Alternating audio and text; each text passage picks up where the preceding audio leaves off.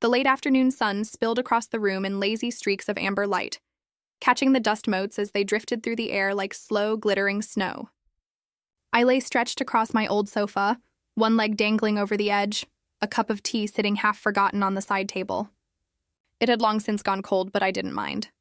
There was a kind of peace in those quiet hours between day and dusk, when the world softened its pace and everything seemed to breathe a little slower. The ceiling fan hummed above me, its steady rhythm blending with the faint chirping of birds outside.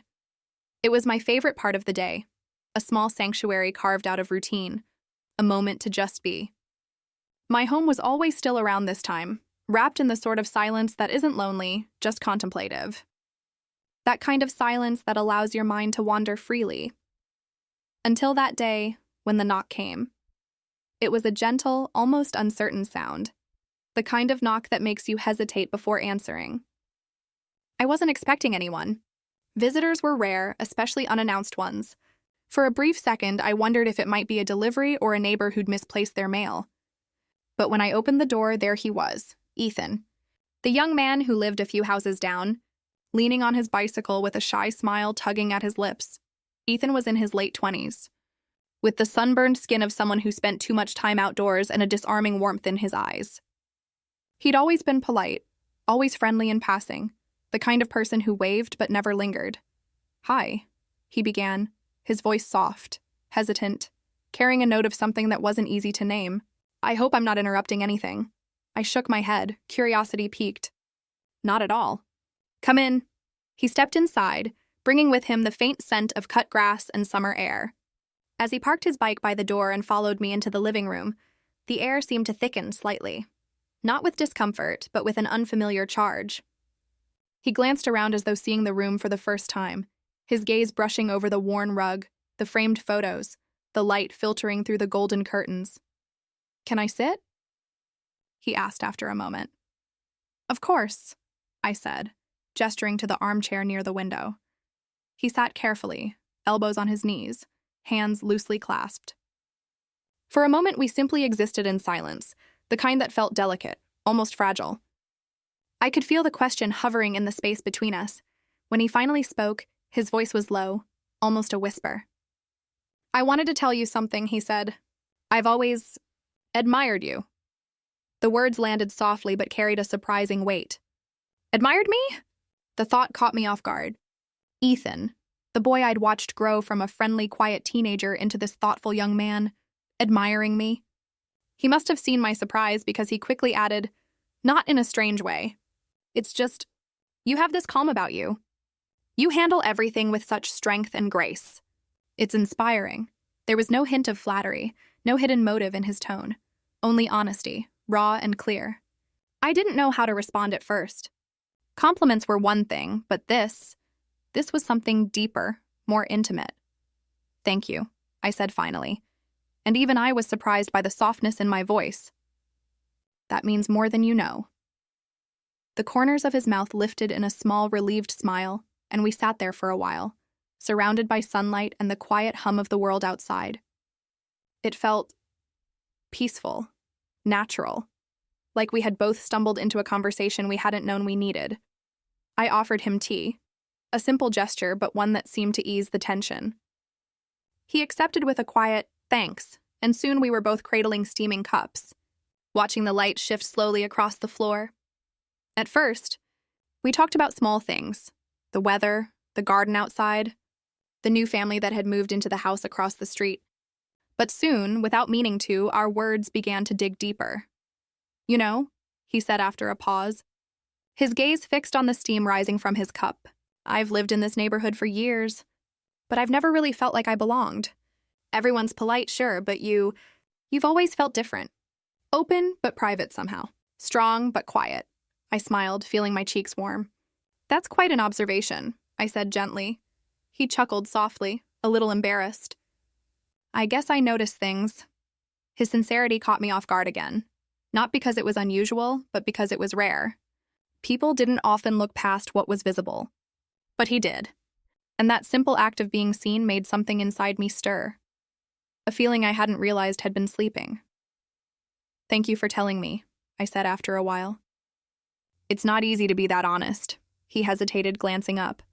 I didn't want it to sound odd, he said. I just needed to say it. I nodded, understanding more than he probably realized. Sometimes the things that matter most are the hardest to say. The light in the room shifted, turning golden and soft as the day began its slow surrender to evening.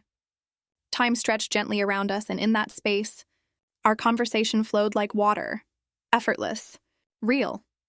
He told me about his life, about the pressure of his job, the loneliness of moving away from everything familiar, the way the world sometimes felt too big and too indifferent. I listened, really listened, and in doing so, I realized how long it had been since someone had spoken to me like this, with unguarded honesty. I feel like I can talk to you, he said after a while, almost as if testing the thought aloud. I feel the same, I replied softly. It's rare to find someone you can just be yourself with. He smiled then, not the polite smile of a neighbor, but one filled with quiet relief, the kind that comes from being understood. And in that moment, something subtle shifted. It wasn't romantic, not yet. It was something more elemental, a recognition, a meeting of two souls who had been quietly searching for someone who saw them. When he finally stood to leave, the room was dim, bathed in the deep orange of sunset. He hesitated at the door, his hand brushing the frame. Thank you, he said quietly. For listening, I smiled. Thank you for trusting me. After he left, I stood by the door for a while, feeling the echo of his words linger in the air. It was strange how a simple visit, a casual knock, could open something in you that you didn't even realize had been closed.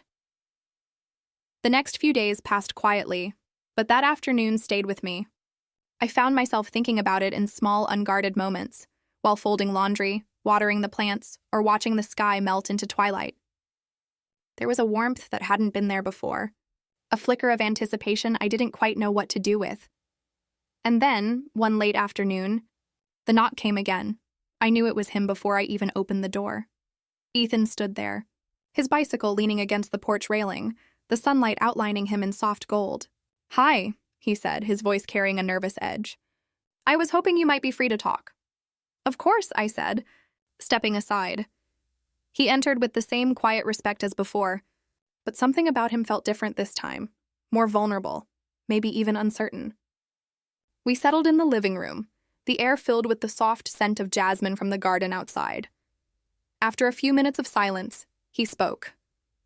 I've been thinking a lot about what I said the other day, and I just wanted to tell you that it meant a lot to me, talking like that.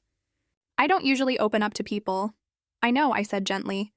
It takes courage. He looked up, his eyes meeting mine. I think I was scared, he admitted. Scared of saying too much, or of you thinking I was out of line. Ethan, I said, reaching across the coffee table to rest my hand lightly on his. You don't have to be afraid. There's nothing wrong with honesty. He exhaled slowly, as though letting go of something heavy. It's just, you make it easy.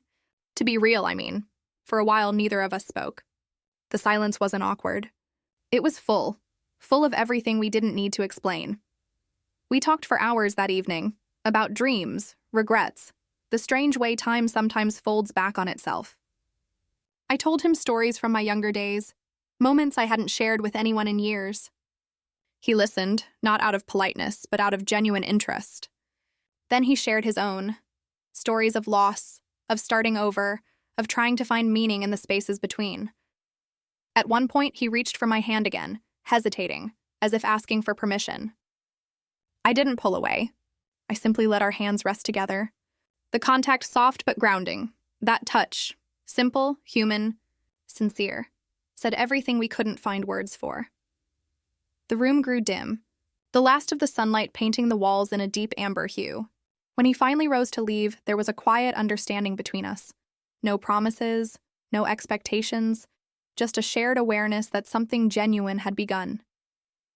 Thank you, he said softly at the door, for being here. And thank you, I replied, for trusting me enough to let me in. As the door clicked shut, I stood there for a long moment, my heart strangely full. Life, it seemed, had found a new rhythm, one that pulsed with connection, with quiet joy. The days that followed unfolded like a gentle melody. Ethan visited again, sometimes to talk, sometimes just to sit in comfortable silence. We spoke about the world, about books, about the little things that make up a life. I found myself laughing more easily, smiling for no reason. He brought light back into my days, not in a way that replaced anything, but in a way that reminded me that connection, no matter how unexpected, can still find you when you least expect it.